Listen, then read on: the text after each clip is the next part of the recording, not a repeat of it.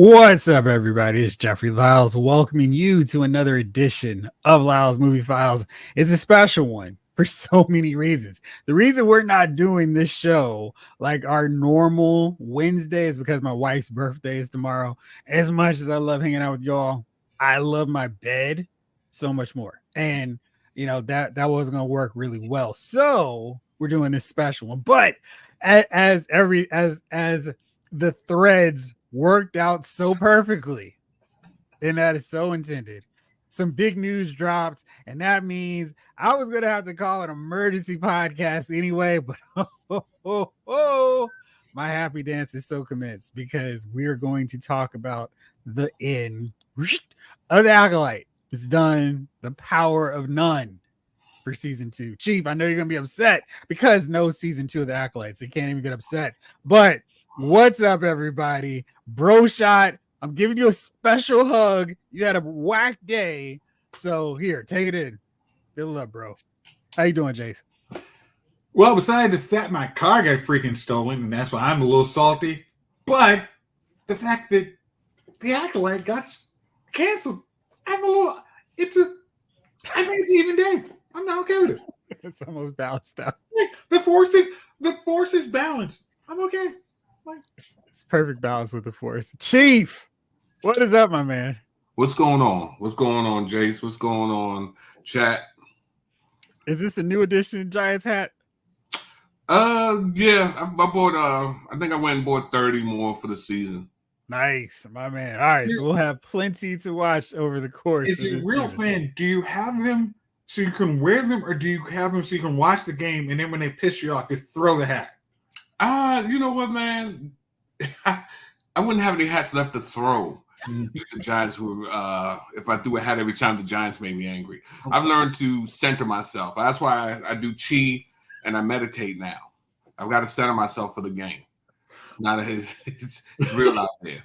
It's real out there. You know it's real out here for real. And because there's so much to discuss with this debacle of the show being canceled, Lottie reached out. The Chief reached out to another one of our high school compatriots, somebody who can attest that Chief did not grow up on a farm. It is our main man, and you've heard us reference him on several of these episodes. He's our very special guest, making his first appearance. Maybe not the last one. Hopefully not the last one. It's our boy Norris. Everybody, please give a warm welcome in the chat to our guy, the one and only Norris. What's up, man? What's up? What's up? Thanks for having me. Absolutely. And I know you're devastated, just like the rest of us, that the Acolyte is canceled. No doubt. I'm gonna be honest with you. I've watched like the first 2 episodes and I just couldn't do it anymore. I heard y'all talking about it on the podcast, and I was just like, I think I made the right decision in missing this one. I've had my heart broken just a few too many times by Disney, and I couldn't take it anymore. You gotta set limits. You gotta set boundaries. Protect your energy. Let's say what's up to everybody here in the chat. Emergency live to the Batcave. I'm there. What's up, Blake Tarpley? It's just got real. It did. It's always real. Jayla Price is here. It's going down on a Tuesday. On a Tuesday, fellas. 80s kid with a quick appearance. Yup, dub. Well. I guess this is what happens when you try to make Star Wars something it isn't. Thank the maker. What's up, movie family? What's up, Jeff, Jace, and the Chief? It's going down. James Green. Hey, movie crew. What's up, Jeffrey? What's up, James? How are you, my man? Blizzy.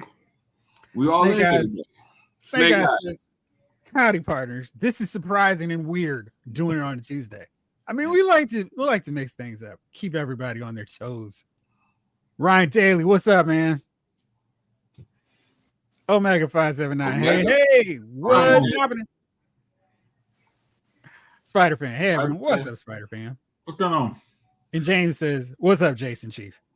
Green, what's good, baby? Exactly. Clay says, happy birthday to Mrs. Lyles. Jeff, I hope you got her 35 Marvel team. Jayla says, "What? Oh man, Jace, I'm sorry, dude." Thank you, sir. And Blake, "Oh man, stolen card. Dang, that ain't right." Sorry to hear that. Well, I got Chief on the lookout tomorrow, so Listen, we could have went out there tonight and got it. Only a few places it's gonna be. Hey guys, expressing the same to you, Chase. Thanks, guys. David Thanos is like reading our text. What's up, y'all? Just started watching Cape Crusader. It's really good. We're going to talk about Cape Crusader as well, David. Oh, cool. Man, Chief rocking that Giants hat. They came down here. We had to send them back up with the big L. Which team is that, James Green? What team are you? You sending my team home with the big L? Who's the one? Is that Atlanta, y'all? You got no Texans. Can't be Atlanta. No, Texans when Daniel decided to throw 2 picks to. Oh, you talking about the preseason? Is that what we're talking preseason? All right, Green. You sent us home with the big L. You got us, Green. Good luck. You got us in the preseason. How you like them Super Bowl, them Texas Super Bowl trophies? Wow. You don't have I'm not fired, folks. That's crazy. That's crazy. Go lay down, Green. Call me when you get a Super Bowl. You know what I mean? I thought I was going to be the one spicy today, huh? Right. Welcome, Norris. You're feeling big with slow shoes. No, yeah, the slow shoes. That's that internet, King Slow Internet. You did come in on the. What's up? Thank you. It took him a minute, like the reporter on the scene. Right. Live, he was like, "Thanks, Jeff." What's up? Thanos. Pop.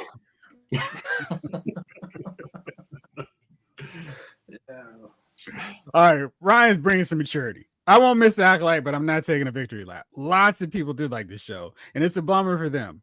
You're right, it is. I'm glad Lucasfilm tried something new that just whiffed on the swing and so many things. Henry G says, "Hey fellas, happy Wednesday. Happy Tuesday." Okay, can I go back to that point? Hold on, because I'm gonna get to it in a second. Okay. Henry G says, "Sad day. Acolyte canceled." Mm. And David wants to know, why does Norris look like he's in a hotel? This is the best internet connection in the house. All right, Jace, you want to talk about the Acolyte? Okay, so it is always a good idea to try. I mean, every sci-fi fantasy things try to do something different. They're going to expand what used to be 30 to 40 years ago, try and bring in a new audience. So they're not bogged down by too much. You need to look at this before you come into that. It's always, hell, that's why comic books do reboots all the time. But with Star Wars, that's one of those few exceptions. There's only one dude who's had the keys to the kingdom. And everybody else who's come behind him is like, you have to study under me to understand how to do this. I didn't write everything down, but all the stuff is actually in my head. I know how Darth Maul should be. I know how Ahsoka should roll. I'm okay with like Ahsoka. I know how Anakin is the chosen one. It's not Luke. It's Anakin is the chosen one. When you have somebody telling you in your ear, "Hey, I got a great idea. I'm going to pitch a story that pays no attention to the first thing that everyone says they hate, but really now, secretly 20 years later, they actually admit they love. But I'm going to try and retcon that to act like it's not as important for the 2 or 3 people who hate the prequel trilogies and try and make my story more important than that, but doing the exact same thing." So on the quick autopsy, I think the real issue is, hey, I'd like to do a story that makes the Sith sympathetic. Like, that is a faulty premise right from the jump. Like, the Sith have been responsible for so much death, destruction, mayhem, and terror. Farmers, what? Oh, Here's the thing: is the actual 2 Sith lords that we were initially like George Lucas, original Star Wars is Darth Vader and Darth Sidious, but we know him as the Emperor. The Emperor okayed a weapon that could kill planets just to create terror. He had nothing. It wasn't because he wants to create order. It's I want to create fear so you fall in line. There's nothing good about anybody who does that. There's no, hey, I remember my boss used to do that. Harvey was really good on that. He would really make sure people really feared him, and it really worked for him. But that's not how you should go about life. I have a good versus evil storyline, and I need to know, and everybody knows who the bad guy. The Sith are never sympathetic. The Sith in every dang book, they're always the bad guy. There's no sympathy for the devil. It's always, this is the devil. And I would say with you, that's been part of the problem with this latest string of Marvel studio films. They're trying to make the villain too relatable, too understandable. Like, well, yeah, he killed a bunch of people, but let's explain why he did that. I'm like, no. I mean, just in everything. Like 10 years from now, we're going to see a sympathetic Harvey Weinstein movie where he was rejected at prom and then he became the monster he is. But really, it was because Susie told him, no, you fat guy, get out of here. The villain arc story. Right. I mean, in trying to interject that in Star Wars is stupid. It's, you have to understand, there's certain worlds there is bad. And that's why you have so much good. I mean, it's great storytelling. You can recycle good. Who's the bad guy? You can make a Sith. You can make a bounty hunter. And always tell them, here's why this person's good. Because you're making a story that's relatable to adults, but also can be relatable to a 12-year-old, a 7-year-old. That's like, hey, this is a bad guy. These are the characteristics they entail, and you need to keep. Like, No you doubt. need to, and keeping that North Star actually makes a good story. You can, I mean, as I had like on my shelf, like when the Acolyte, when they tried to pull Plagueis, Plagueis has always been bad. You can tell a story about a bad guy, but he's still bad. His idea when Plagueis was trying to do stuff is, I want to rule the galaxy exactly like Palpatine. I just want me to be in charge. It's not because, oh, I think order's a great idea. It's, I think I'm better than everybody else. That's always been a tenet of Star Wars. And trying to do something different just was destined to fail. Chase, man, the problem with the Acolyte, man, when you get down into it deep and come from up under it, is the main thing here. It sucked. It sucked. But why did it suck? Why did they fail? Because the writing was bad. The Jedis were bad. Things they didn't believe it. They didn't believe it. That is why they failed. I've never seen such a ragtag bunch of Jedis. I mean, they were just like, I don't even know I don't even know where they found them. Hey man, get those guys. They were at the bottom of their class. Yeah, send them out. We'll just send a bunch of people at the bottom of the class out on missions. And it just was a bad storyline. It was hateful Disney. Yeah, like I feel like this has been a running theme with Disney since they took over the property. It seems like they don't really understand the story. They don't understand the lore. They don't understand the basics of the lore. So when they try to go off and do something different, it leaves the fans. I mean, we've grown up with this since we were kids. So we're like, wait a minute, that doesn't make sense. And all of a sudden you have this disconnect. It's hard for you to get into it because then you're wondering why this Sith is doing this particular thing that you've never, or this character, you suddenly changed a specific trait that makes this character who they are. And then you feel disconnected because the rest, nothing else coming after that matters because you're hung up on what were they thinking with this? You had to get some evidence there. He went back to the library. Here G says, I didn't hate, but after really listening to it being broken down, I can see the problems opposed to ignoring them. So I think their real issue was Leslie Headland, the showrunner creator, had a story she wanted to tell that didn't line up properly with Star Wars. It's like the round peg, square hole. And she kept forcing it and forcing it to illogical ways where characters had to do dumb, just idiotic things. Like the Jedi had to be super emotional without explaining why they're being emotional. And hey, I need you to not be a Jedi right now. I compared it to those video games where you can jump 10 feet and then you get to an obstacle where it's like, oh, well, let me get to this thing. And it's only a 5 feet jump. But they're like, no, we need you to go around this corner, around this way to fight this boss. So even though you could do this throughout the whole game, we need you to not be able to do it here. And that's what she was doing. She was cutting the knees off from the Jedi because they had to not share vital information. They had to keep things quiet just because they needed to get to point C and D, as opposed to just going from A to E. Like, well, this makes sense. Why wouldn't you do this? Nope, that doesn't make sense for my show. Even though people watching it were like, why wouldn't they do this? This doesn't make any sense. Why don't they talk? Well, because I need them to get to this point here on this planet where OSHA can hear Saul's confession. It was like, come on. This could have all been avoided on so many levels. I thought she was trying to kill you. Oh, sorry. I understand now. No, I need this to really get killed. And It shows a lack of respect for the audience, in my opinion. When things like, it's like we're not going to give the audience the respect that they deserve, and then they wonder why the audience doesn't love the show. I mean, the annoying thing, I really wish this show did not get review bombed before it came out.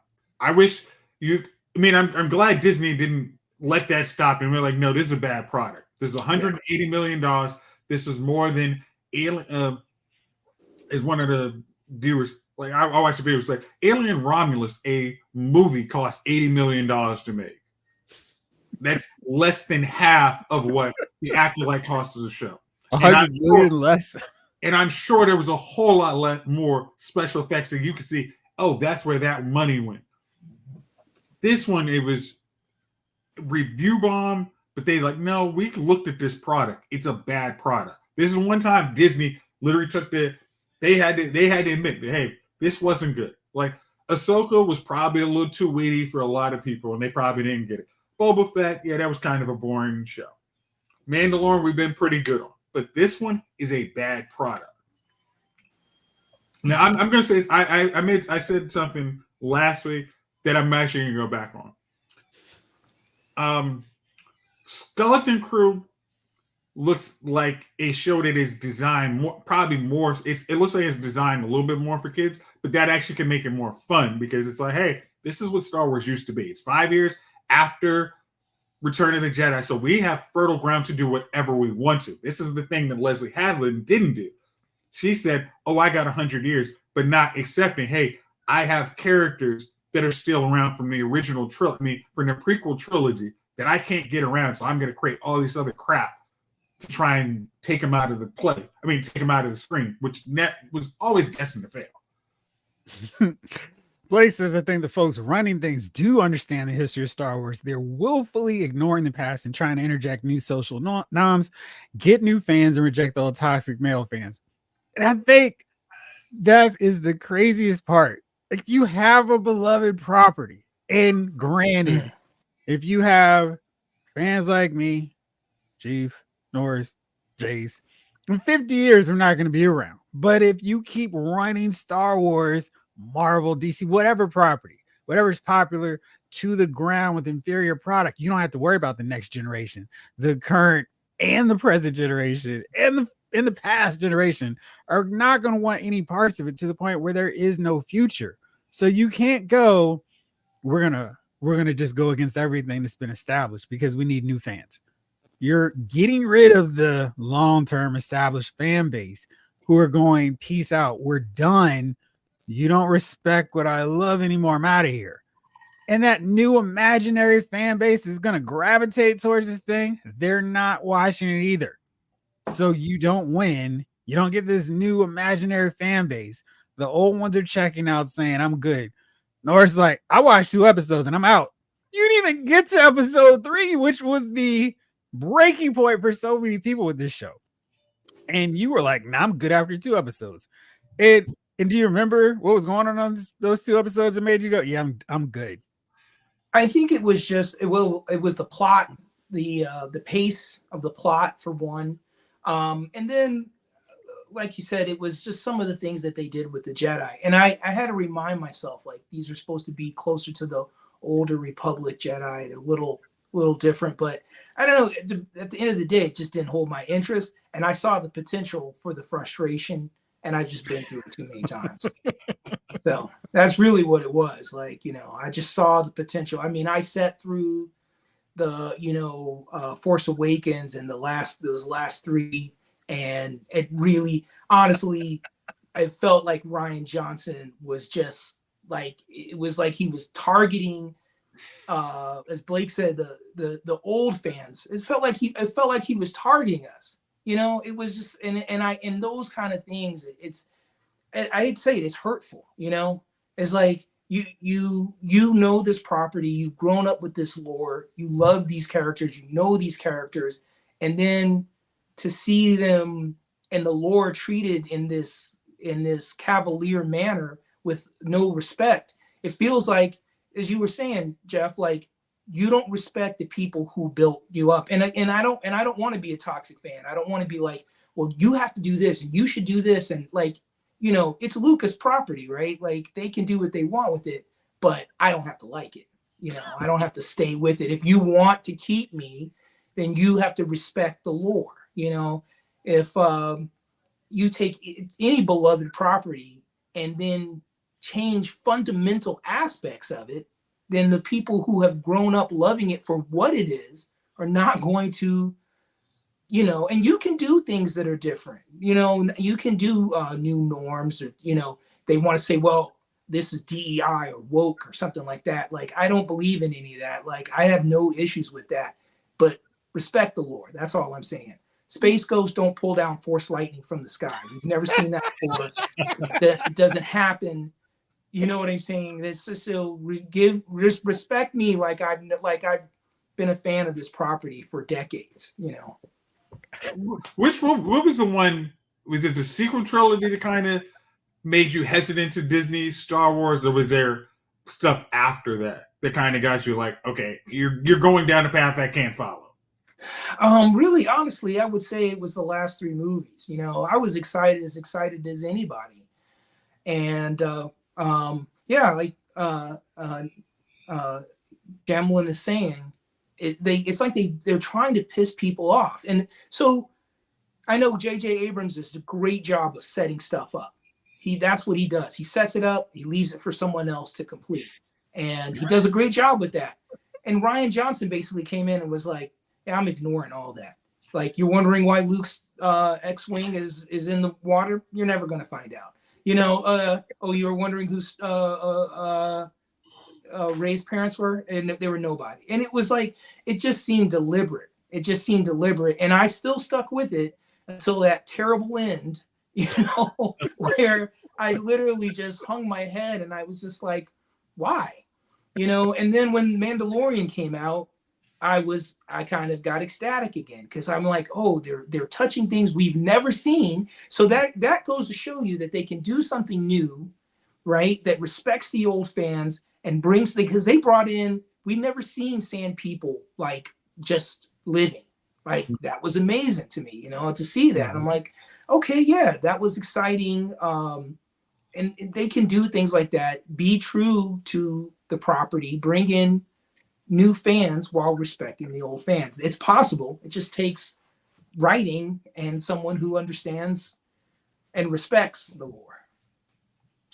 Yeah, I mean, we got Jon Favreau, Dave Filoni, and they clearly respect it. So when they venture out and do something fresh and different, it's like, okay, I never thought that this is something I needed in Star Wars. This is interesting. Right. Where else are you going to go with it? Like, who cared about the Mandalorians to the extent of which they were cool in Clone Wars, but it wasn't like, the thing I hope they really do and make a great TV series on Mandalorians.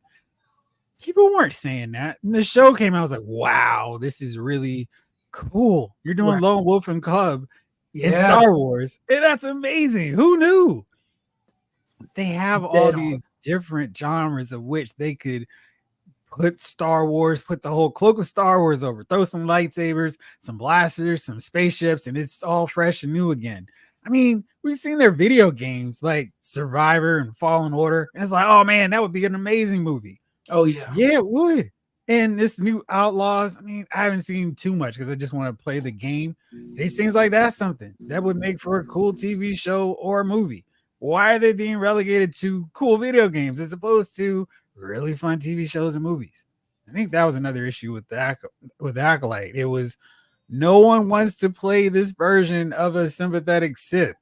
You had Star Killer, do that, make that a movie. I mean, that's what I was gonna say. Like Star Killer, we could never play him. I mean, he could never work in live action Star Wars because he was overpowered like a mofo. But he was kind of, hey, I got redeemed because hey, I know the Sith are bad. Eventually, I've been taught the Sith are the order, but once I get exposed to the world and how people live, they're the bad guys. Yes. And that was the changing point. Like, oh, and then you know what happens in the end of that show. I mean, video game if you haven't played, really fun. Jamelin says, I enjoyed the first couple of episodes. I'm assuming you're talking sequel trilogy, even though it didn't really feel like Star Wars, but it just kept getting worse. Ray! By the end of the story and the characters were just a mess. Oh, I'm sorry. You're talking about the Acolyte. I would say that sounds like Acolyte. Yeah, I'm sorry. Jamelin also says, I mean, even 80s kid turned on the show. Exactly. Because, man, I was like, 80s kid was in love with the show. And I'm like, really? Soul's that cool? He's cooler than Qui-Gon? Okay, I'm glad you enjoyed, but I was like, it's not just me. You were the problem.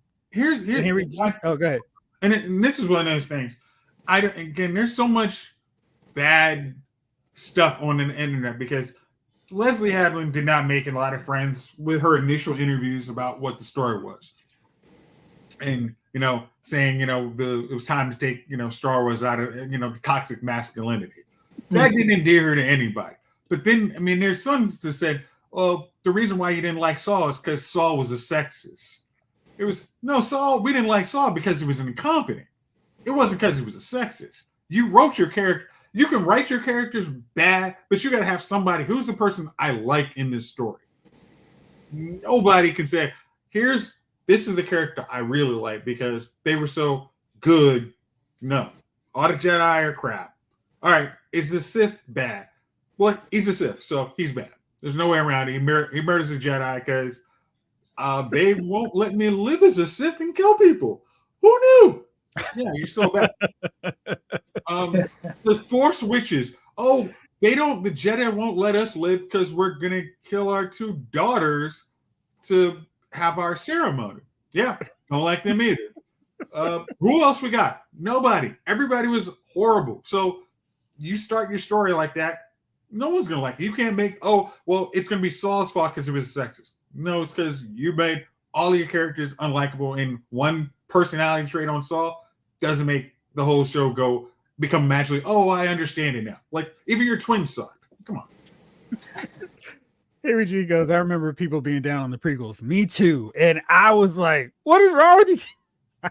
I love the prequels. I thought they were a lot of fun. And I loved, outside of that 80-minute pod racing sequence, I think if you had just taken it down to an hour, I'd be like, this is amazing. But I really enjoyed Phantom Menace because I said, oh, wow, this dude is so bad and he's manipulated everything. This is crazy. I love Attack of the Clones. I mean, the whole Jango Fett versus Obi-Wan in the rain in Camino, that was fun. The big Geonosis battle arena, love that too. I mean, it was just like, I did not understand why people were hating on those 2 movies. I felt like most people were fine or really dug Revenge of the Sith, but I was so confused with the hate on those first 2. And now people do seem to be like, oh man, they're really fun. I enjoy those movies. I'm like, welcome to the party, pal. I know, wrong franchise. But I'm like, cool. I'm glad y'all are digging it now. And Ryan has a really interesting point here. I think my approach is the opposite of Jace's. I don't hold any part of Star Wars canon sacred. The Acolyte could have said Anakin never existed, and I'd be fine if it was well written, but it wasn't. And I think that is absolutely true. Like, the biggest issue with the Acolyte any continuity breaking thing would have been like, what are you doing?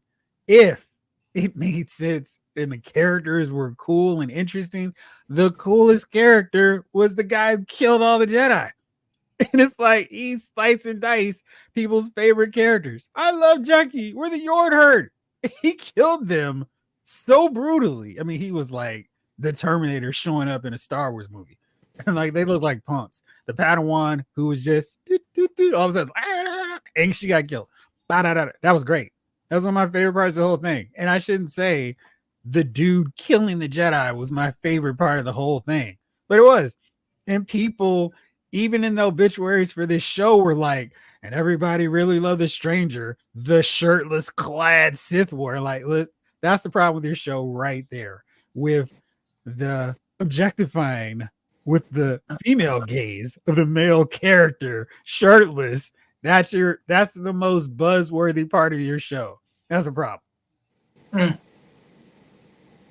No. Omega 579 says, I wonder if they're going to Willow the Acolyte and remove it from existence. Chief, did you ever watch that Willow show? Willow? Yeah. The Disney Plus show. The 90s, 80s movie? No.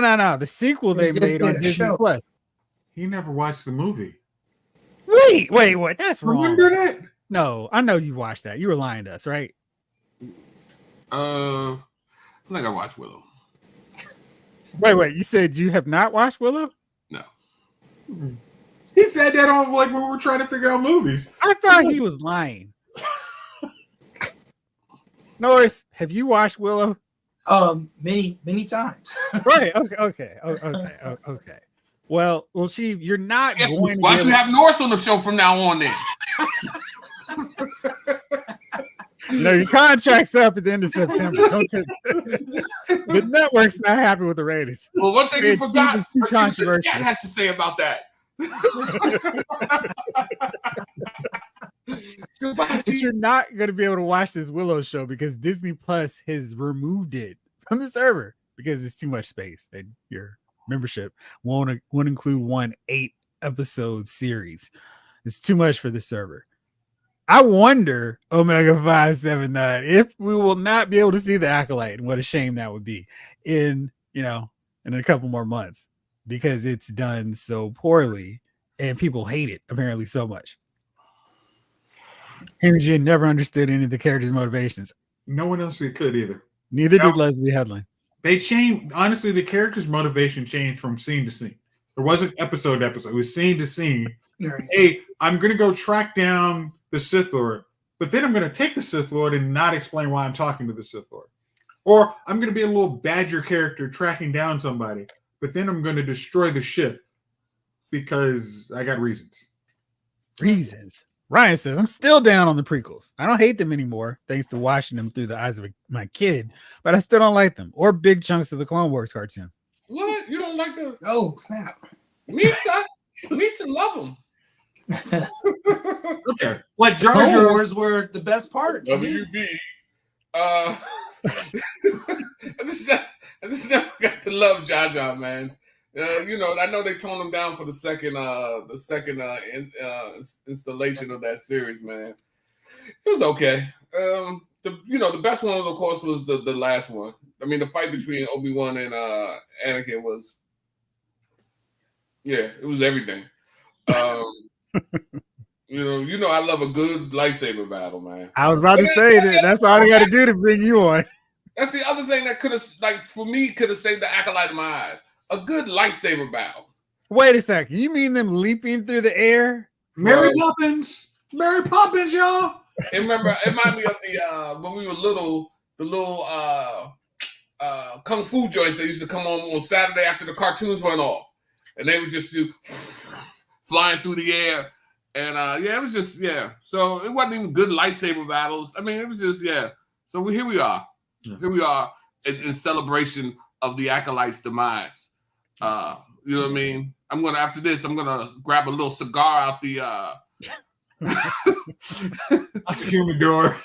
You out the humidor and get a slow burn in. You know what I mean? With my Cavassier. Oh, it's a lady. So as long as you pass it. I think Disney just needs to have some consistency. Like you don't necessarily have to follow all the lore specifically. Like I shouldn't say that. You can introduce new things as long as you respect established. I feel, but more to the point, and I don't know like how you guys felt about Kenobi, but I did not. You're talking about character motivation, right? Like, in my opinion, Kenobi was the best Jedi of his time. Not because he was the most not that he was the most powerful, but he understood the Force and he had a tactical mind, and you see that like when he fights Grievous, right, and when he fights Anakin. So he goes to this planet to protect Luke, and then he stops studying the Force. He loses his ability. He loses his connection with the Force. How's he supposed to protect him? I didn't understand that. And further, the first time he sees Vader, he's terrified. And I didn't understand that either. Maybe that's me, but as a fan, I was just like, well, he's already defeated him once. Why is he terrified of him? I didn't really understand that, and they didn't explain it to me. You want to go first? You look like you're also Norris, you're probably perfect. I can ask this because I don't talk to a lot of veterans, but I'm like, I mean, I did at one point in my careers, but I was always, it's like I was thinking he came out like a shell shock warrior. He has all this power, but afterwards, this is what all of our Jedi hope for. We got the Emperor, and I don't even know who Vader, but we know who Vader. We know who the Emperor is. It is the Sith Lord that we were dedicating our whole life to stopping, and now everybody thinks he's the hero. I am just broken because all of what we did was for nothing. Yeah, like a Vietnam vet. Yeah, maybe that's what it was. And his brother, the closest person to him in this entire thing, because he was a good Jedi, even to the point of having someone that he was about as close as Anakin was to Padme. And he was like, I'm loyal to the Jedi Order. And to see her get killed was really traumatic for him. And then to see Anakin's love for Padme drive him off the wall, going, oh, shoot, that could have been me. Now he's going nuts. I have to kill this guy who was my brother through this whole thing. And you raised him as a I'm kid. good on all this. You raised him almost as your son, even though he says it's a brother. Big brother. Did you feel like that was articulated? As obviously you guys got that. I did, just because he was like the thought of Anakin being alive completely put him into this. Oh my gosh. I just felt like everything wore him down. Like he was beaten. When Revenge of the Sith starts off, they're still, back and forth with the Separatists. And then it's like, all right, cool. We've stopped Count Dooku. We've got a big win. It's almost done. When he beats Grievous, he's like, yes, war's over. We've won. It's time for the victory lap. And then everything goes so much worse than he possibly imagined. And there's this only small bit of solace that Anakin and Padme, his two close friends, because Ahsoka, maybe he sees her kind of like a little niece. She's gone into exile, never to be heard from again. Mace, his mentor, one of his mentors, is also dead. Like all his close friends are gone. And Yoda's not gonna be like, hey, what's up, man? Let's go meet up at Mos Eisley. He's separated, cut off from the Jedi. He doesn't have anyone. His closest ally is Uncle Owen, who can't stand the sight of him. So, like, he's just a loner hanging out with Jawas. Why should I still be connected to the Force? What's the Force done for me that I need to still be in? And through helping Leia, he gets it back. Seeing Anakin like, oh, Anakin really is dead, and I can beat you. That's why in that second time they fought, it was like, nah, dude, I'm not even getting in all this. I'm throwing the rocks at you. And then, of course, that ends up hurting Luke because Vader's like, oh, I can throw stuff in a fight. Got you. And I thought that was cool because we saw in Attack of the Clones, Boba Fett learned that trick from Obi-Wan, that he did to Han in Empire. And we got to see that from the other side, another tie-in to Empire, which is also cool. Man, I say that out loud. You know, Vader's doing the trick he learned from Obi-Wan against Luke Skywalker. So that's cool. So a lot of full circle stuff. That make you like it more now? I mean, I dug it, but I no, think not that's you, him. Cool. Me. He's not talking to you. It gives me some insight. You know, I didn't have that. You know, I was just confused when That's I saw why we it. brought you here. Was that? That's why we brought you here to change your mind about Kenobi. And now Right, that you're on our side, you shall walk with us in the Kenobi light. Kenobi light. Kevin, help me out with this. People don't see diversity and inclusion in Star Wars at all. So because I feel like a lot of people, not a lot, there's a lot of chatter online about Star Wars forcing agendas and all that. And I'm like, Star Wars is always like that. I mean, not forcing agendas. They had diversity. Maybe not to the levels they do now, but you can say that about anything. It's more diverse and more inclusive. But I mean, Star Wars was one of the first when I was growing up to have a black hero showing up. I mean, Lando was cool. I mean, the dude came out with a cape, and we didn't see that in sci-fi stuff. He looked like a superhero strutting out there at the KYU, and he's like, "Oh," I was like, "Oh, that's cool." Anyhow, so I mean, just tell me I want a little bit more of what you said there. Blake says 2 words, Roger, Roger. I saw a fan edit where they removed the bumbling dialogue of some of the characters in Pratfalls. How long was it? 2 minutes? Henry G goes, why do you guys think Disney didn't just follow and adapt That the is novels? a great question. Okay, I'm one of those people. There's a point after, oh gosh, New Jedi Order. I bought the books to New Jedi Order and I stopped liking them because they started killing off people randomly and they built up. It was almost like if they built up Anakin for the first 2 movies and then killed him in the third in Revenge of the Sith. Like that's kind of what they did. From a certain point of view. Oh, thank you, Mr. Kenobi. But you could have there, and I think this is the thing. The Dave Filoni is trying.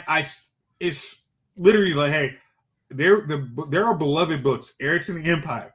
I can bring them into Disney Star Wars because they don't know what I'm doing. But I'm still doing it.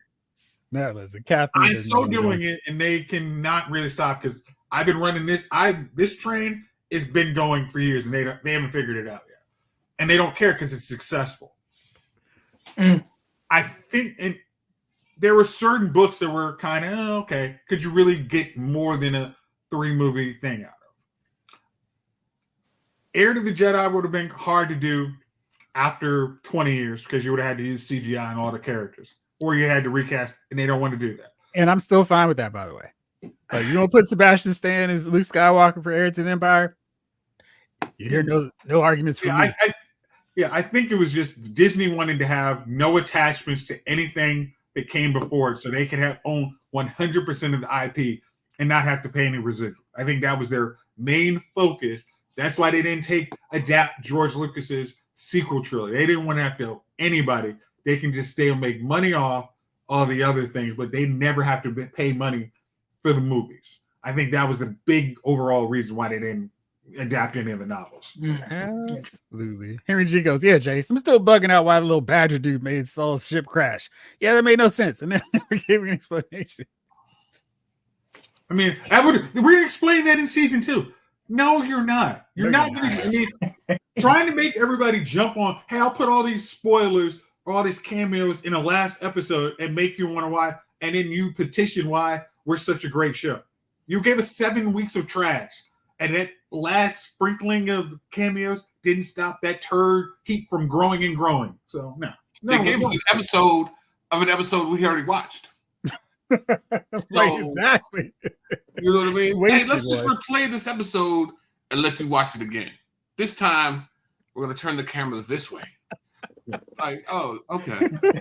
Norris, you luckily jumped off before that. I think the 3rd episode and the 7th episode are literally the same episodes, just from slightly different point of views, or added 1 scene. That's all it was. So jumping off at 2, perfect choice. No, it's not. Because I wanted to hear full-on rage from you watching this and to come back. Like, I almost want you to watch it so you can come back. Man, what was this foolishness? because I know you bring it. All right. James goes, do y'all think they'll ever do Vader movie? I don't know. I think if they did it like the comic books, your phone is just shifted out of protest. All right, man, you don't have to watch Acolyte. It's okay. I apologize for the suggestion. I think if they did the Marvel Comics version, all right, we're all straight. I think that would work. I don't know if they could do it with anything else, but there's some really great Darth Vader comic book stories. They could introduce Dr. Aphra from it, and they could potentially spin her off into her own Disney Plus series. Like that's always the problem. It's like you have really good characters that other people have created. Just put those in the movies. You'll be okay. It's like you have a mountain of great stories that have already been created. You don't need to do something new. That's not great. David Thanos says we're gonna lose Chief like Pat McAfee. Yeah, man. Get up out of here. But look, with his camera problems, I may not be going anywhere. So, let's know that. The internet connection's always good here. Got that Fios. You daggone right I do. As far as Kenobi, I felt like Obi-Wan just became so distraught after losing Anakin and what happened with the Purge. All of that just kind of broke Obi-Wan. Right. Easy, Norris. You were doing all right. Be careful. This Jack. I was giving the heads up. Yes, you're fully ingratiated to the chat now. Yeah, man. They will come for you.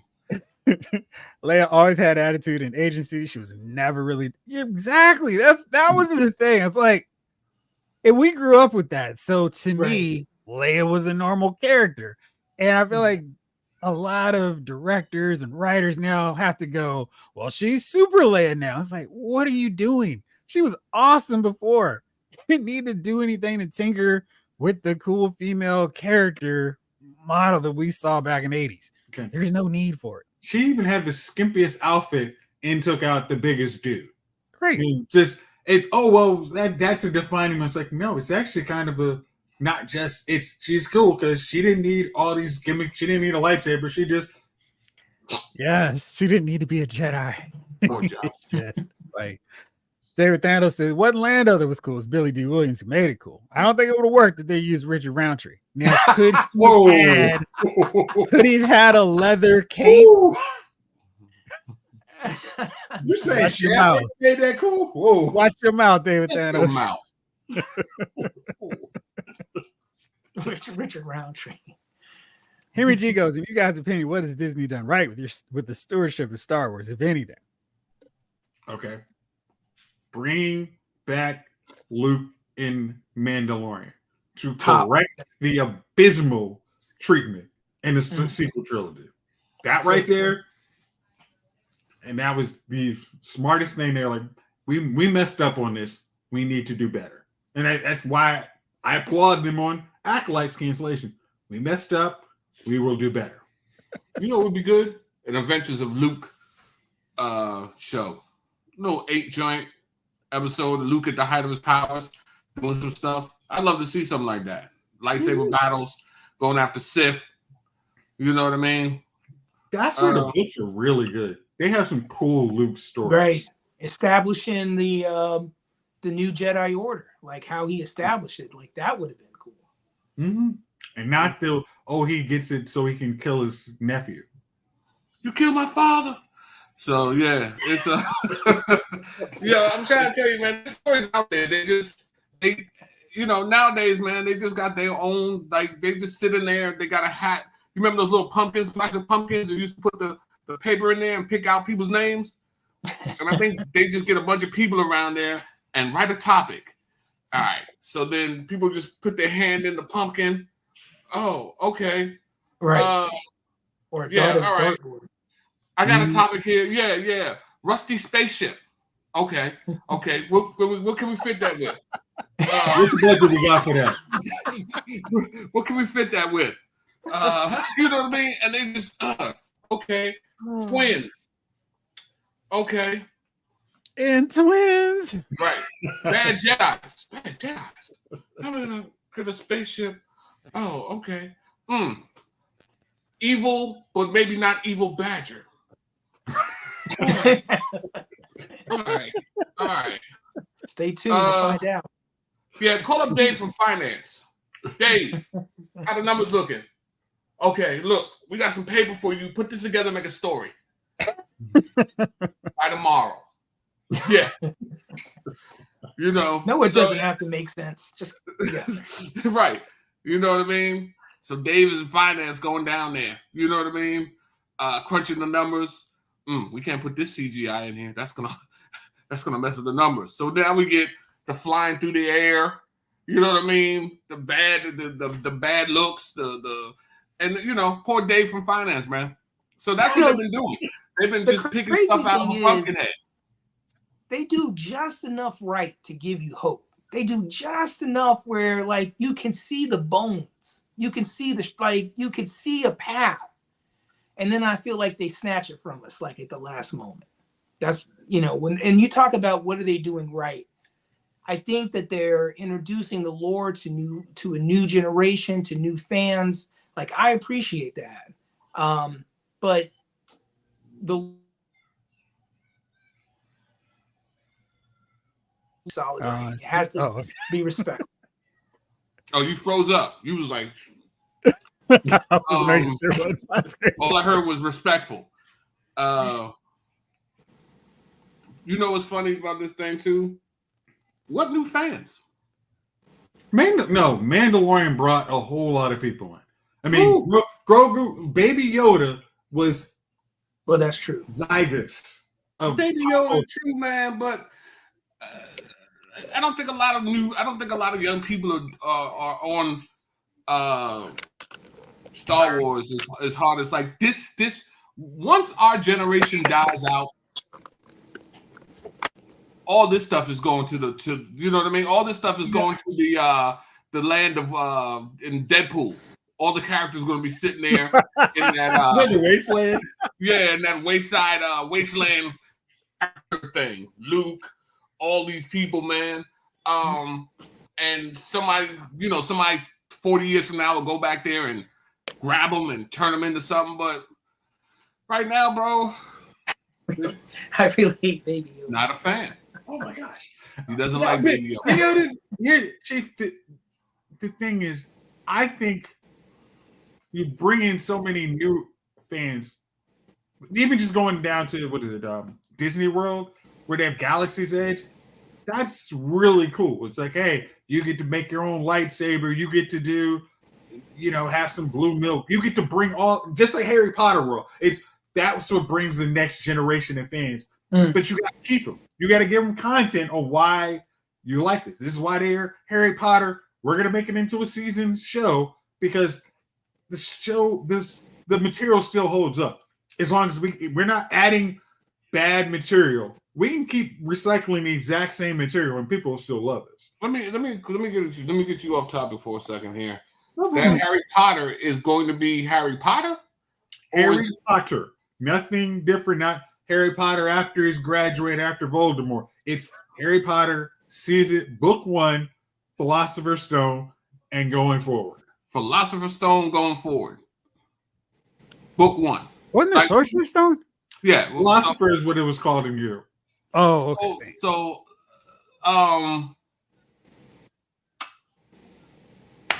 the Adventures of what? What are we seeing now? So what is he supposed to be doing?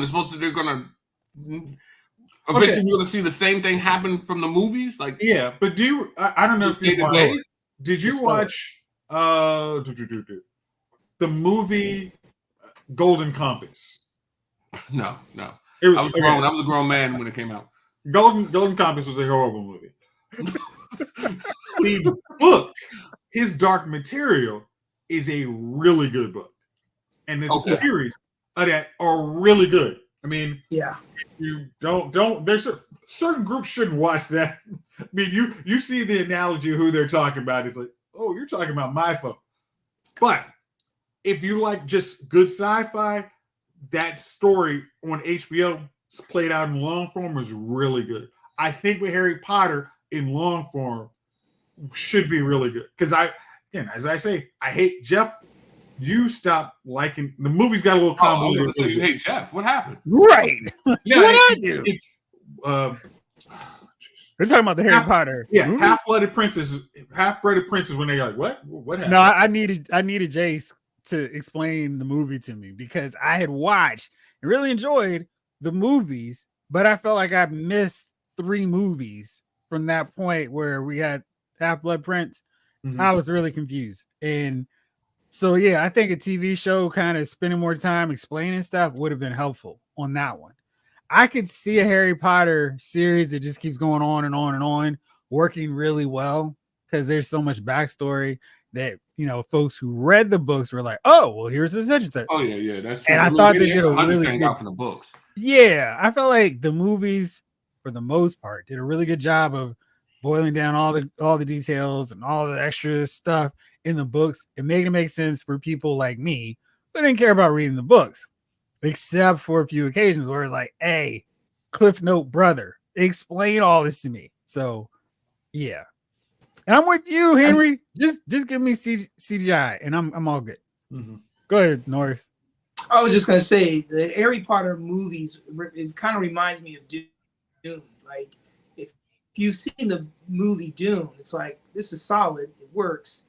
If you've read the book, you're like, how did I ever put that together? And from watching the movie, like the book is like they do a really good job. Someone told me a long time ago, like the movie's never going to be as good as a book, but if it gives you the feeling, then it's successful, right? And I feel like, especially with the last two Dune movies, they did a really good job. But if you if you watch the original Dune, like Long Live the Fighters, I used to love that movie. Then I read the book and I was like, what what was I looking at? So I think you talk about world building. Harry Potter, that entire world, like there is a ton to explore there. So I think there's a lot they could do with that. Peter Warner says, I just want Disney to give a little bit to anything. They produced now like Star Wars. It could have been so much better than what they did with Acolyte. Yeah, I mean, I think they need Dave Filoni to not be Kevin Feige at Marvel Phase 4 era. He needs to like really be able to just dissect, like Leslie Headland said, "Oh, Dave Filoni is such a great help."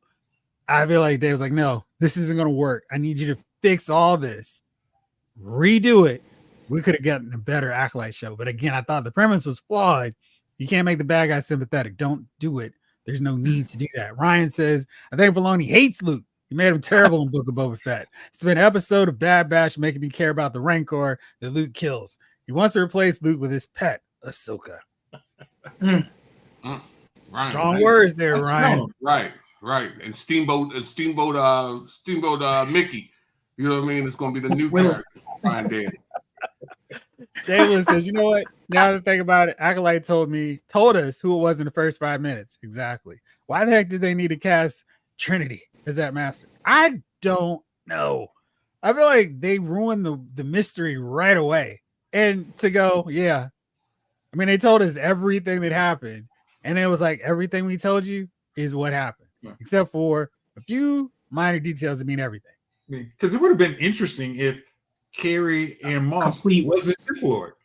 If she was the actual one teacher. Oh, now I got to go read back and see if I missed something on all these clues. You didn't. It was there. She dies because she can't focus on 2 objects at once. Like Luke Skywalker did right away. And maybe she saw the future. I don't know. David Thanos says, man, just get the game Knights of the Old Republic and make it a series. No. Right. No. That they don't need to look at that thing. Don't look at Knights of the Old Republic. It never happened. Because that game is too good. Like, I have no faith in Disney to make that good. Like, I've none. Henry G says young people never love anything the way peeps our age do. Sad to say that's not true because, I mean, long before the MCU, I was like, oh man, well, at least we had Thor and Daredevil show up in Incredible Hulk. And little kids, like my friends' kids, love the MCU. You just have to do it right in a way that translates well to everybody. Like, the MCU will be what our friends' kids are showing. Their kids will be showing their kids. Like, this is amazing, isn't it? Look at Iron Man and Cap fighting. Look, Civil War is crazy. And they'll be like, oh, that was cool. What's up with this She-Hulk, though? Why is she twerking with Megan Thee Stallion? And she looks so young here. I didn't even know she could still twerk. Anyway, that will luckily also be on the purge list come next year. I mean, that's the he did, Ryan. He did. He absolutely did. Hit him with that's what they call it overseas. You basically lawyered me, Chief. Yeah. Okay. The biggest thing is we want Dave Filoni to be almost brutally efficient. Like when we heard an Acolyte, it was no, this shouldn't get greenlit, and you need to come up and say, nope, that's not what we're going to do. That's what we wanted Kevin Feige. Hey, I'm making a She-Hulk series, but I don't know anything about law. So can we do it? No. That's your end up. We can't greenlight after you can't do this. You need to be, whoever is taking these big responsible jobs, they have the ability to say no to bad projects. Well, at least they got the wrecking crew right. Yeah. They literally had a computer at the end of She-Hulk making fun of the fact that Kevin Feige has left the building. He let us make this crap. Did you watch that, North? She-Hulk? Which one? She-Hulk. I did. I think that was during a time where I really was pulling for Marvel, so I watched it with. I was a little biased and going in there like it's gonna be good. It's gonna be good. It's gonna be good. And I was, when I raised an eyebrow, I was like, all right, I let that slide. It's gonna be good. I mean, overall, I enjoyed it. Overall. Okay. So you're still letting it slide, huh? Yeah. What, Norris? It was good to have you on.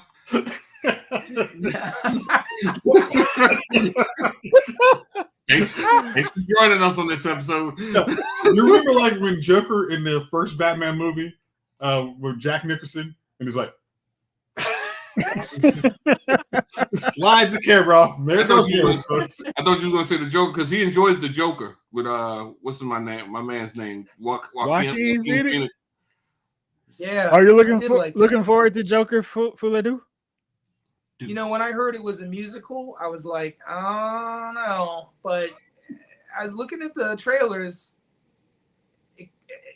I'm gonna keep an open mind. I'll say that. All right. So about that, is there anything from the trailer outside of Harley Quinn walking down the steps that's any different than the first trailer from the first film? Like, I've already watched this movie. It was long. The sequel looks like it's the same thing, just longer. It's like episode 7 of The Acolyte. Here's what you already saw, but with Harley Quinn inserted. She's dancing down the steps too. That's a good point. I mean, as a cinephile, see, Chief, he's a cinephile. Yeah, now I gotta look up shit. Cinephile. But I thought of Robert De Niro in Taxi and these correlations between those films, and I thought it was really interesting to bring the Joker in, to have that theme with the Joker. It was like a new approach. So that said, I haven't gone back to re-watch that film, but I enjoyed it for what it was. Okay, a passionate interest in cinema. All right. Let me ask you, did you like The Batman by Matt Reeves? Dude, I thought that was like a love letter to filmmaking. Like there was so much in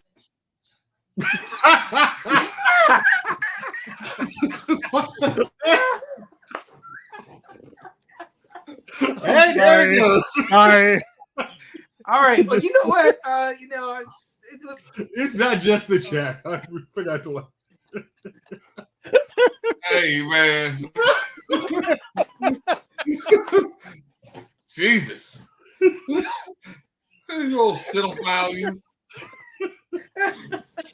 I did love it though. I did. There was so. I mean, there was nothing there I could pick apart. I thought it was a great movie. That was a 10 out of 10 for me. All right, I'm happy. You said 9 out of 10. Yeah, 10 out of 10. Okay. So it was a little dark, you know. For me, I really enjoyed it too, and I thought it was a 10 out of 10 as well. What I did, I really thought what Christopher Nolan did was awesome, and Heath Ledger's Joker was a Jeff. We're talking about the Batman with Matt Reeves and Killer Riddler. Sorry, I meant to say I like the Batman a lot more when it was the Dark Knight.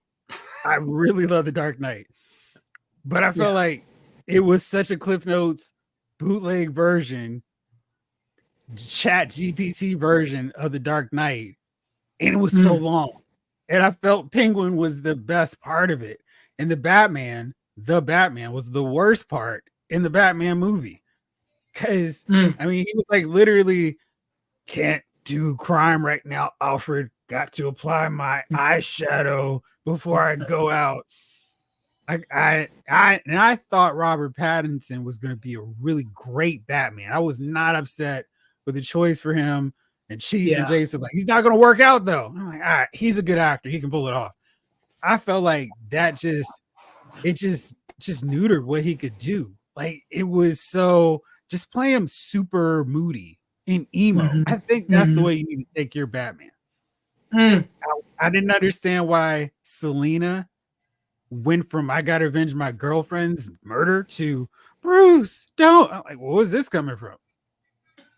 It felt like their connection was like, well, we got to put them together because Bat and Cat are a thing in the comic books. I wanted to like it more because I really love Matt Reeves' Planet of the Apes films, but I just felt like he could have done more than what he did with it. Maybe he'll do that in the sequel.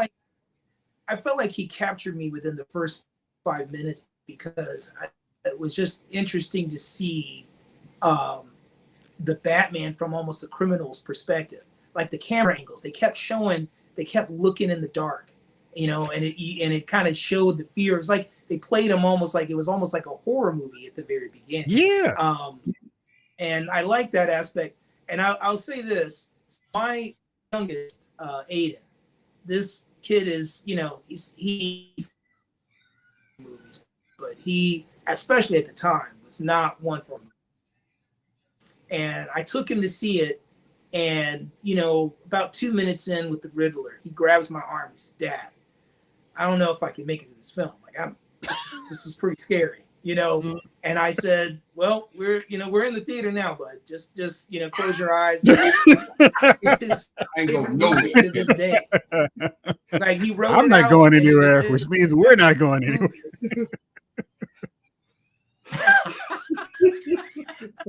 I'm with you in the fact that opening scene with Batman was great. I just felt like the Riddler was just like, that's not the Riddler. And I felt changing him so much to be this weird kind of serial killer just made him too serious. And why so serious, Riddler? So it was weird in that sense. I think he could have done Crime Lord version of Penguin and that version of Batman taking over. It was so long, like really, really, really long.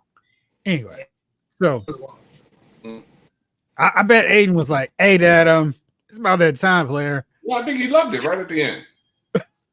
Yeah, he did. Towards the end, he loved it. But yeah, initially, he literally grabbed my arm, leaned over, was like, "No, I'm not gonna get through this, Dad." And I just like, just hang in there. Just hang in there. I think there's a showing of Collection showing right here. So let's go see that instead. Chief, you saw The Collection, right? No. What?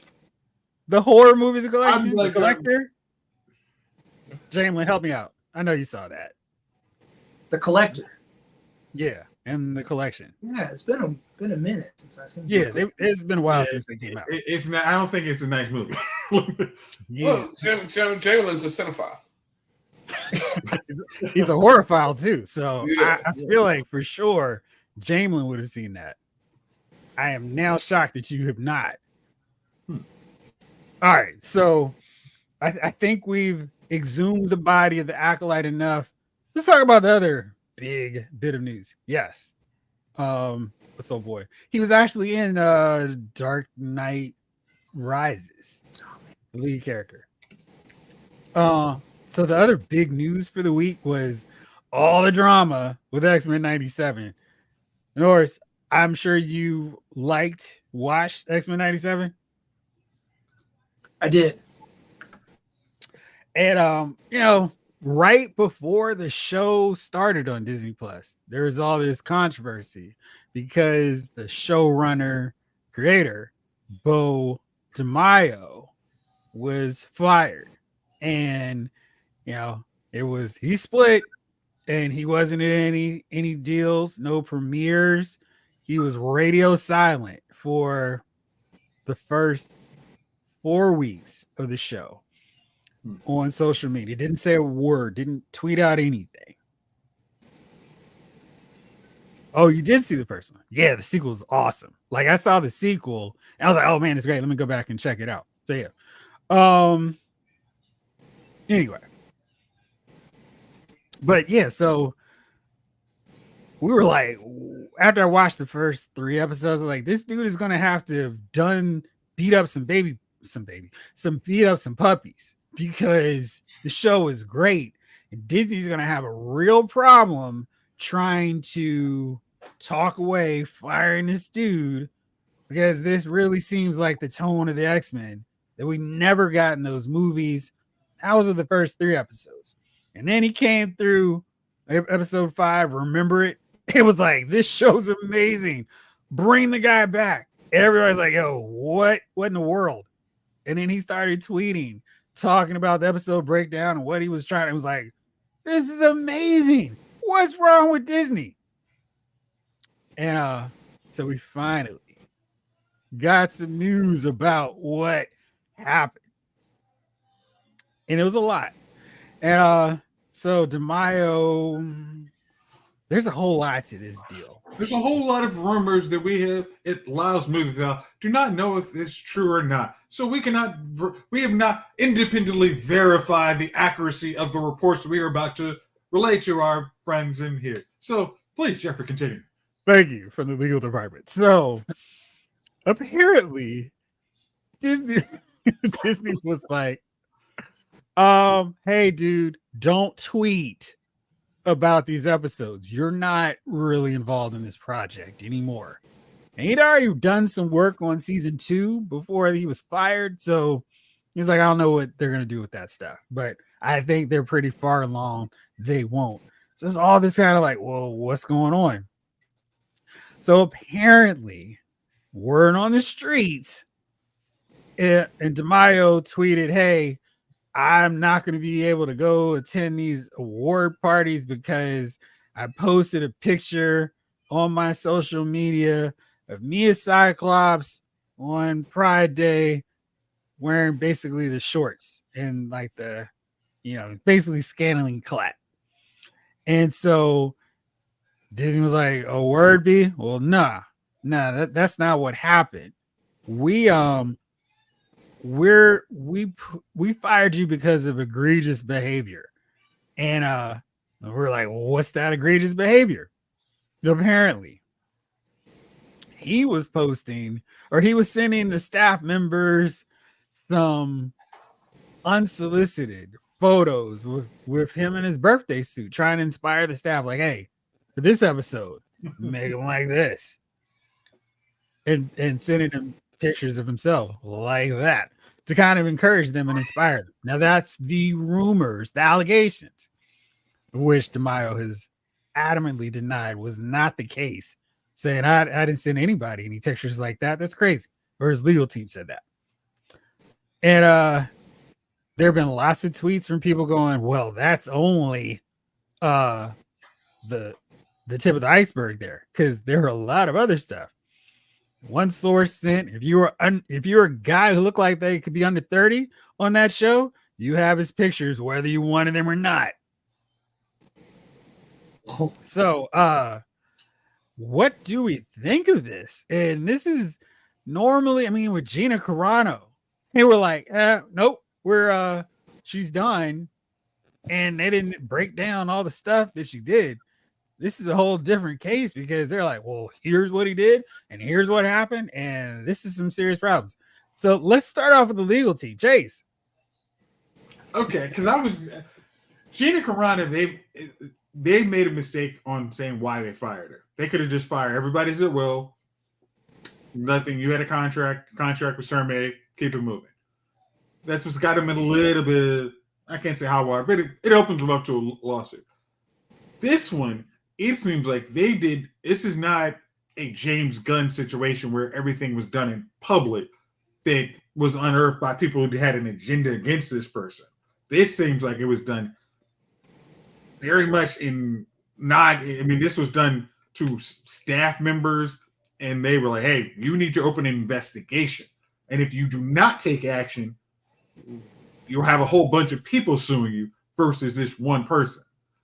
I think I'm still kind of wondering why they even bothered going back and forth with him, other than saying you were fired because, creative differences, whatever.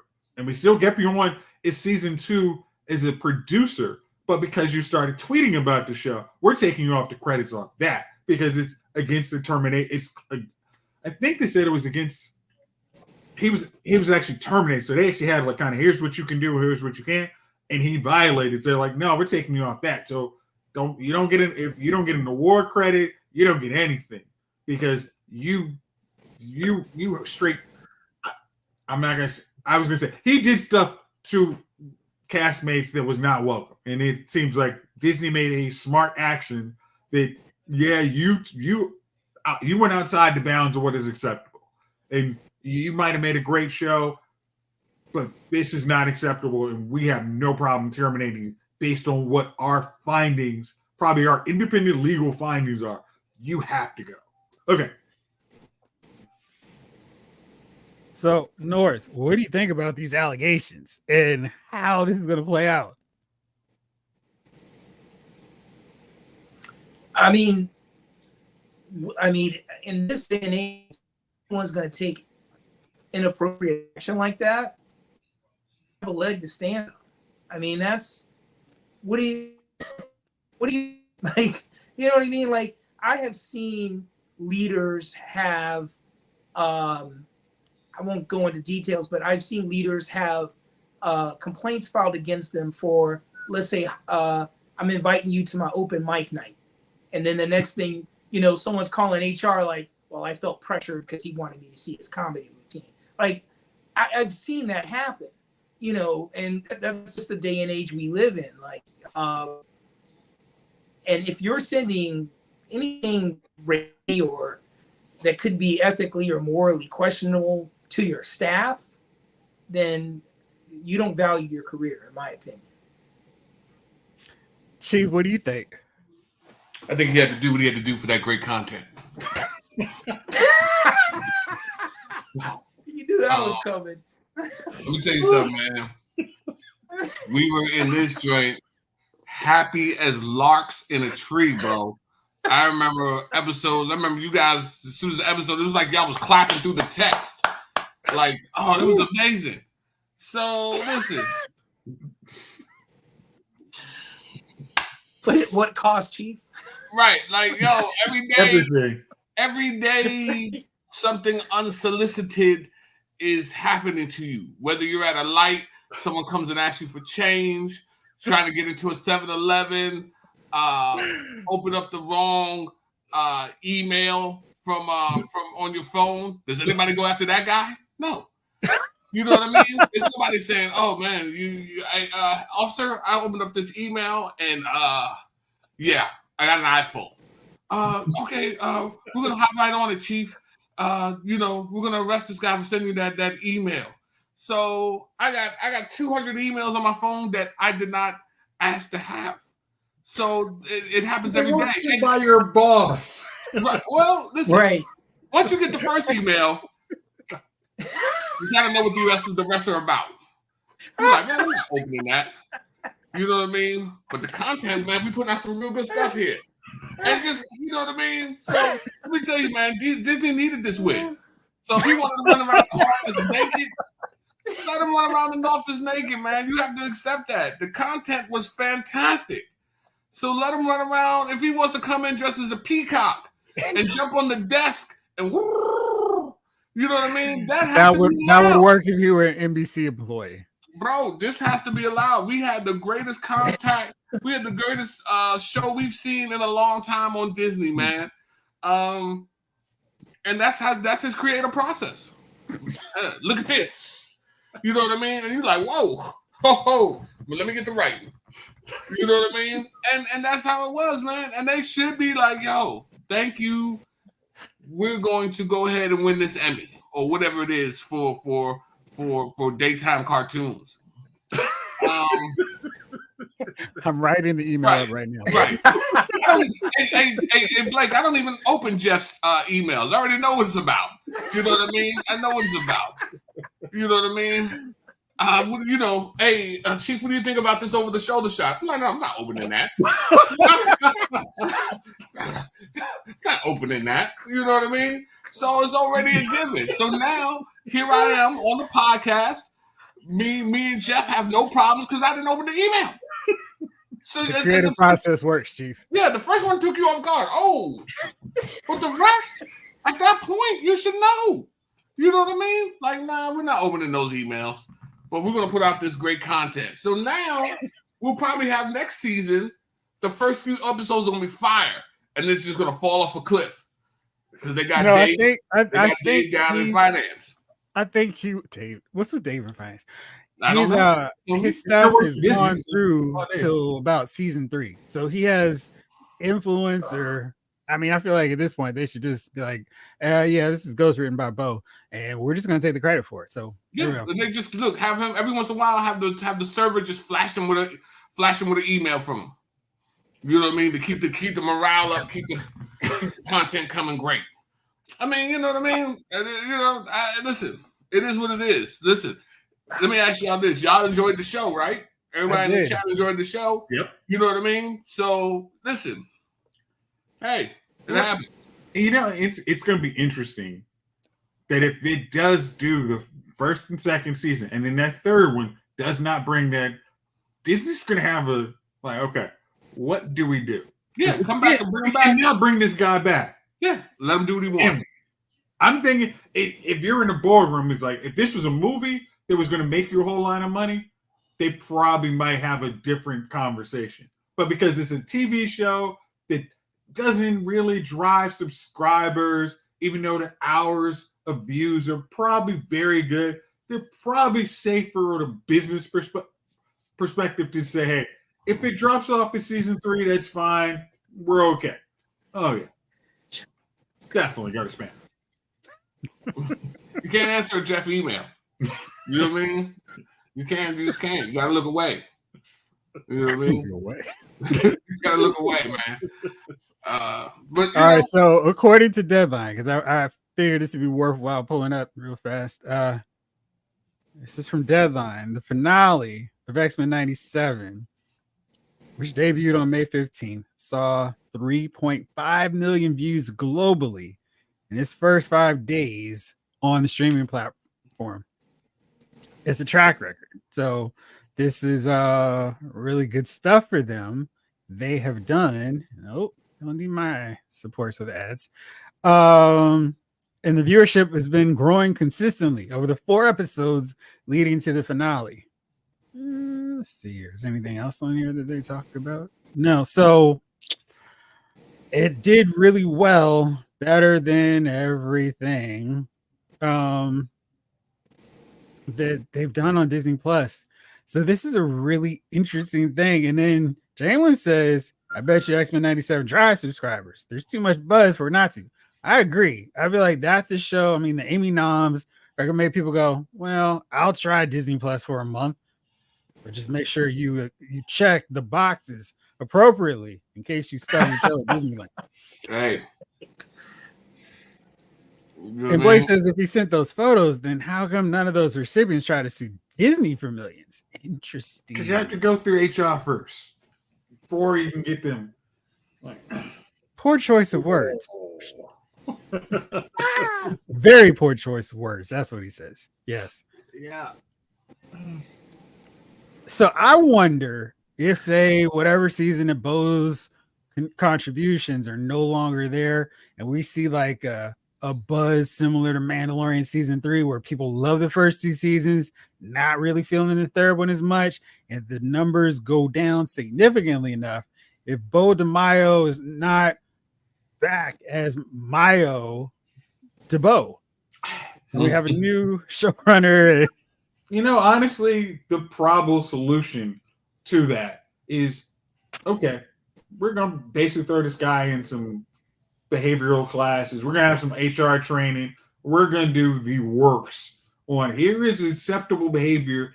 Don't have your people's phone number. We will do everything. They'll probably do everything in their powers. Like, all right, he's just sending, he wasn't threatening them personally. So let's see if we can give him some counseling. It was alcohol. We'll try and spend it every which way possible, especially if it's losing subscribers. That will be okay. Now let's think of how to do this, because we don't want to have a massive drop off of subscribers probably until we get our next Marvel movie up and running. We need to make sure the money train's still coming in. If that third season looks a little shaky, they're probably going to do the rehab them, whatever, get them back. And prior to Deadpool and Wolverine, like she said, Marvel Studios needed a win, and because it was a string of I don't know, and X-Men 97 really helped them at a point where they desperately needed something buzzy on a positive side, where people were excited about Marvel again, because the movies weren't doing it, the other TV shows were kind of hit and miss, and this was this the one right after Secret Invasion, which desperately needed everybody to forget. And I need to check my Disney Plus to see if that's not gone, because it should be. Mm-hmm. But yeah, it was an interesting time there. So very cool to hear that. Let's see. So it'll be interesting to see where that goes. Let's see if there's anything else of any particular note here. Oh yeah. So we talked about this earlier, and they were working on this. We've got another Black Panther spinoff, Eyes of Wakanda. And this is going to be again after T'Challa is gone. And Marvel may continue to do more movies after T'Challa's death.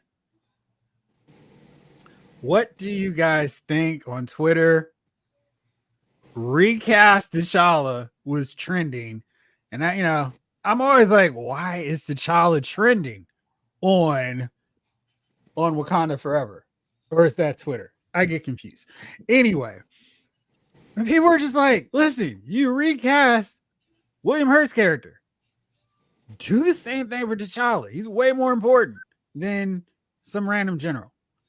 And I agree wholeheartedly. We've all said, don't kill off T'Challa because the actor who played him the first time died. I mean, how many Batman actors have there been?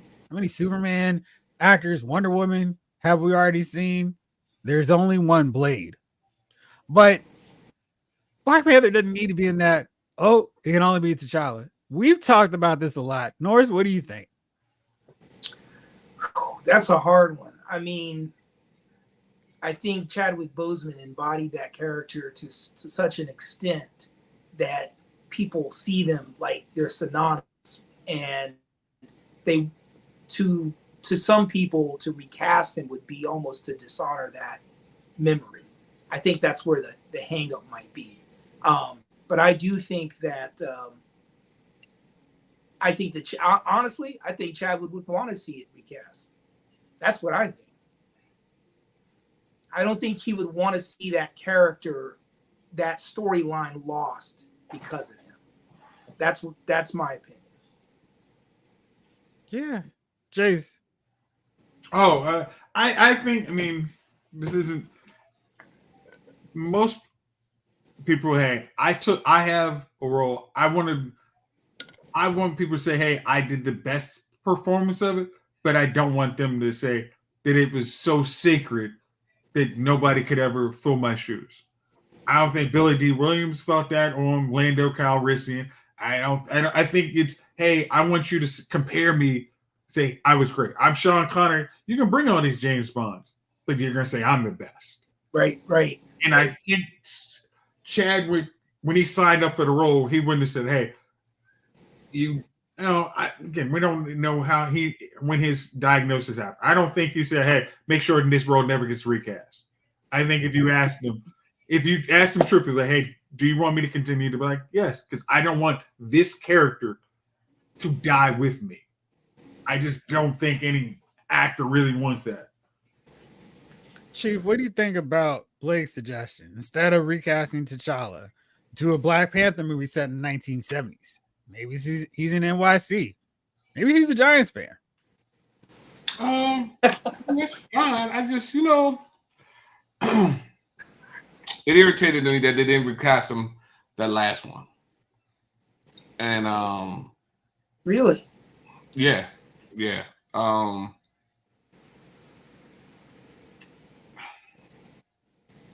I think that movie would have done better for me. And this is me, just me, regular non-cinephile. Just enjoying the movie. But I just didn't feel. I felt like they should have recast him for that movie, and it should have been the Black Panther movie. Should have been actually the Black Panther. If they wanted to, what's the girl's name? Old girl, Shuri. They could have done a Shuri movie. Surely. You know what I mean? Because that's what it was. In essence, it was a Shuri movie, right? So they could have done a Shuri movie, and then came back and recast the Black Panther. And so now my interest has waned from Black Panther. So you don't want to see a third Black Panther movie? Not really, not no more. I wanted to see a second Black Panther, and to me that wasn't a third Black Panther movie. So we only got one Black Panther movie, and then we got a Shuri movie, and now they're like, hey, well, what do we do now? Well, what you should have done in the first place instead of just throwing. Okay, go ahead, Jace. I see you. No, I'm sorry. I was waiting. Go finish your point, please. No. I'm done. After the end of the second Black Panther movie, there was a child. You don't have to, if you don't want to recast T'Challa, you create whatever his son's name was. T'Challa. His son's name was T'Challa too? Yes. Then T'Challa Toussaint. Then that is your new Black Panther. This is going to be the Black Panther going forward. I don't think you need to. I think you need a Black Panther. Yeah, I don't think the King of Wakanda, because there was a whole lot of death in Black Panther 2 that I wasn't really on board with. So I think I need to redeem that. Name it a Shuri movie. Have everything that happened, and then at the end of the Shuri movie, during the credits, have the child come through, and then now you know there's going to be a Black Panther movie. I don't like the fact they named it Black Panther and it wasn't about Black Panther.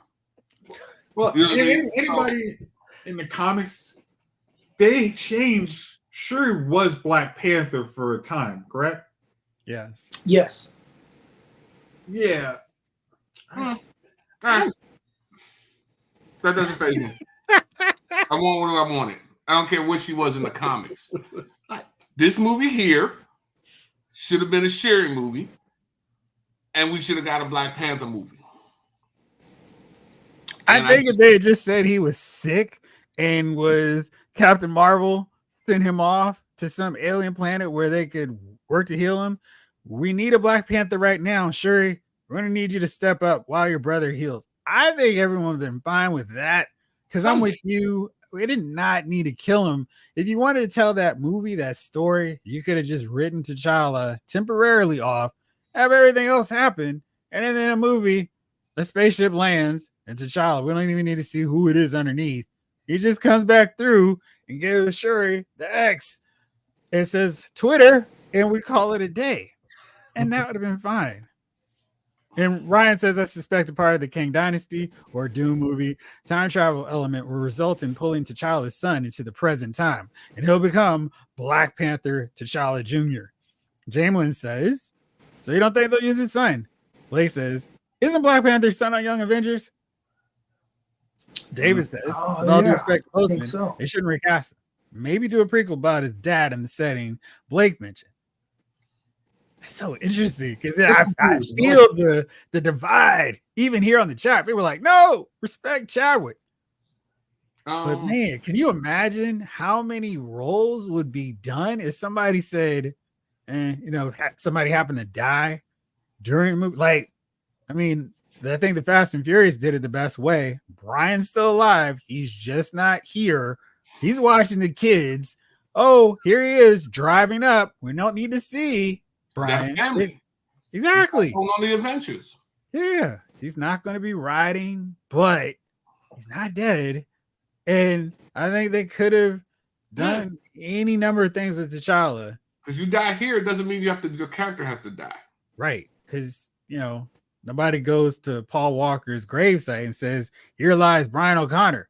You wouldn't do that. And I'm sure at Chadwick Boseman's grave, we don't see, here lies T'Challa, Black Panther.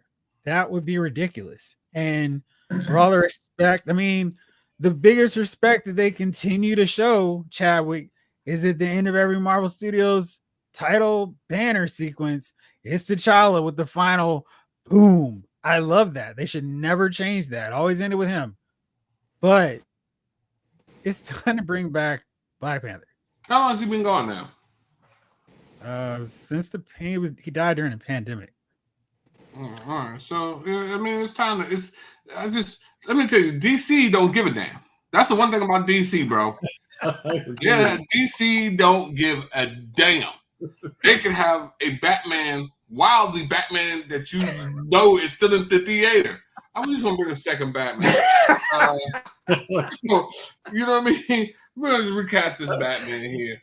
You're like, bro, I just watched the new Batman. Yeah, but this is a different Batman from the one you're watching. You know what? You'll enjoy it anyway. And they just put it out. And now you got 6 Batmans. You know what I mean? You got 6 Jokers. You got all kinds of stuff. To your point, Heath Ledger died. That didn't make them go, oh, we can't touch Joker anymore. And Heath Ledger won an Oscar for his performance as Joker. So if anybody was to go, this performance is too sacred to have anybody ever do it, it should be Warner Brothers DC with Joker. Instead, we've gotten Jared Leto's version. We've got whatever was in the Batman. And they continue to do that. Because, like, we're not stopping Joker from running around. And he's the Joker. And Joaquin Phoenix. So they've had 3 Jokers in that span of time. You know what I mean? Which I love. Yeah. I agree, Jeff. I do want to just point out that I think one of the factors is that Black Panther was like a phenomenon when it came out. Like, I know I saw it like 3 times, and I know I wasn't the only one. I mean, people like, it was really like, people were greeting each other, like, with the, you know what I mean? Like, it was a phenomenon, and he was the face of that phenomenon. And then just his character as an actor, like the way he, that he passed and didn't tell anybody like what was going on. And I mean, I think people that's his character is just tied. Chadwick Boseman's character as a person is tied to that, to T'Challa. Like, they're so synonymous. I think that is a major factor in why people hold it as sacred. But I do agree that I think he would want to see the character die with him. I think he would want to see the cast. It's kind of ironic because Chadwick died from cancer. Ledger died from a accidental overdose. I mean, they're both tragic, but it's like DC's like, yeah, he's the Joker. And I guess they also had, a a Joker or two before, Nicholson and Cesar Romero. So it wasn't like this was the established, iconic version of the character like Boseman did. Introduced him to the big screen when Marvel was at its peak. But I still think because they don't have like so many films, I know we have Captain Falcon coming, but Black Panther was the only one leading his own movie as a black hero. And I think that isn't something they should go, well, we'll just replace it with his sister. I think that means something. It means more to just go, well, we're never going to have anything else with him. But hopefully Ryan's right. And we'll see some time stuff going on. Blake says, yes, Norris, I can't believe I'm agreeing with you. But it was a cultural. This is Batman for Earth. 87,000 more. Yeah, it's just crazy. Right? Isn't it weird that 33% of the live action Jokers have won Oscars for it? It's crazy. And Ben did it right. He's always protecting his family. Of Amelia. Family. All right. Well, I don't know where this time went, but it's here. It's that time. There's so many nominees and so many potential candidates, but it's that time. Who are your nominees for Dummies of the Week? Bro Shot, you have not talked enough. Why don't we let you lead us off with your nominee for Dummy of the Week? Okay. My Dummy of the Week is Ms. Kathleen Kennedy for greenlighting Acolyte. When she got the pitch meeting, elevator pitch for Frozen meets Kill Bill, she should have said, that's nice. Talk to my secretary who's got 6 digits in her phone number. Like, that's what should have happened in that meeting. But she decided to waste $180 million on a show that did not get renewed and had fans ready to quit the franchise once and for all, instead of going out on an easy win of making something that actually was enjoyable to all of the fan base. So for that reason, she is my Dummy of the Week. Outstanding. Let's see here. Norris, do you happen to have any nominee for Dummy of the Week? This is a hard one for me. This is my first time. So I'm going to say whoever greenlit Borderlands. And I haven't seen it. All I know is mirroring with a 0% on Rotten Tomatoes, which I've never seen. So I think that would have been a great IP. And I'm just going to assume that they didn't put the work into the writing. That's a safe assumption. Mine has to be all of the stuff going on with Sony now because not Sony, but that movie, It Ends With Us, has a sequel from the novel. It starts with us, but it might not get done because of the drama with Blake Lively and the director / co-star Justin Baldoni. So they may have this successful original film, but it might be really hard to get another sequel out of this because, Blake Lively's kind of trivializing domestic violence. Not a big deal. It's okay. And our movie shows why it's not really a big deal. So it'll be really interesting to see what happens with this and where it's going to go, because it seems like it's not going to go to a next film. Blake goes, my Dummy of the Week, the fool who stole Chase's car. Glad you're okay, Chase. That's the most important thing. That's the truth. Thanks, man. Big Dummy of the Week is Lamont Sanford. It's the big one. Chief, you're going to wrap it up for us. Well, who is your nominee? What Chase didn't tell you was Chase left the car running with the keys in it in front of one of the most notorious spots in the city. He was just finished his workout. He had to go into the store to grab a fruit juice. Fruit juice. Not even a protein shake, a fruit juice. So instead of just locking the car up and walking in, Jace leaves the car running, music blasting, but not nothing hardcore. Celine Dion, the Titanic song. Near, far, wherever you are. I was thinking watching Deadpool. What happened? And he runs into Love the that store. song. So of course, when it comes out, he's like, "Where's my car?" But he can still hear Celine Dion, but he just can't see his car. And he's just like, he can hear. He's like listening. Okay, yeah, my heart will go on. And then he just hears this tire squeal as it bends a corner. So I'm like, Jace, what happened? He's like, yo, I wanted the fruit juice. They squeezed the fruit fresh. And so this is what happened with Jace's car. Now, that's Jace. Y'all put him whatever category you want. Because I wouldn't have pulled up there in any car. You know what I mean? On my skateboard, nothing. I was like, I ain't stopping here. And I would have kick pushed on down the block. But I'm not in shape. I'm not as hard as Jace. You know what I mean? Jace gets out there, I don't know. Maybe he's giving him free lawyer advice. You know what I mean? Which I don't even get from Jace. But so we go there, right? So now for me, for the real Gumby of the Week, based on not a made-up story completely. So now for me, I got my chair that I sit in every week, the black chair, but it's a leaner. So I go buy a new chair. I'm sitting there, you got to put it together. I'm doing the screws, do. Get to the end, and I'm like, where are the wheels? There's no wheels on the chair, bro. It's sitting right here. I'm looking right at it in anger.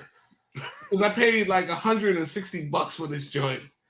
And there's no wheels. So I'm thinking to myself, I'm gonna call them up. support@vasello.com. You gotta get the email, bro. So you know what happens when a company doesn't have an 800 number. You ain't getting your money. Let me tell you something. I might as well come next Monday night. I might as well set this joint out. Blasting Celine Dion on top of the chair, of course. Yeah. Hey, man, yeah. Look with his Lululemons. No, what's the other thing? What's those things you told me about the other day? The other, not the Lululemons, but the other joints you was talking about going, Shannon. The activity, workout activity joints. You said you was gonna get you a pair. You said I'm into these, and I said, ain't that like Lululemons? And you like, nah. And it was You talking about me?